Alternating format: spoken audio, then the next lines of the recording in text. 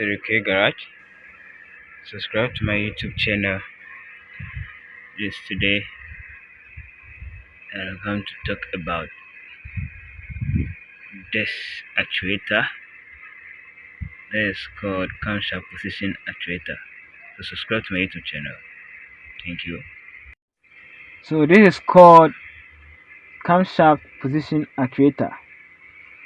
This actuator, if this actuator got damaged, it show up some signs, and it had the causes, what causes to damage, and if it is bad, if it is effective, it show up as some symptoms. So this is the face of it that's sending the pulse, send the pulses to the ECU. You can see it that it's fixed in the face of the camshaft.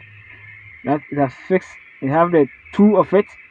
One is for the inlet camshaft, and then two is for the next one is for the exhaust camshaft. So this is it.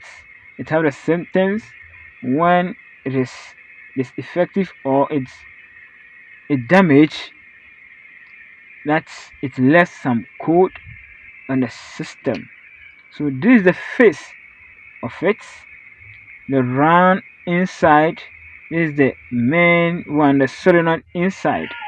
So you can see how it fixed. It faced the camshaft sprockets. So this one control the position of the camshaft. So it send the pulses to the ECU. That this is the next step of the cylinder. So when this thing got spoiled, it shows some symptoms. That symptoms that it shows: one is service engine soon like to come on. Two, it will be a difficult start when there is open circuit. And then three, poor performance of the engine. Four, loss of power at high speed. Five, a drop in fuel efficiency. Six is engine misfire. So these are symptoms and the causes which make it to damage or malfunction. One is wiring issue. Two is bad oil control valve. Three, if it is engine oil got dirty or dirty engine oil. Four is water damage. Five is overheating. So this is it.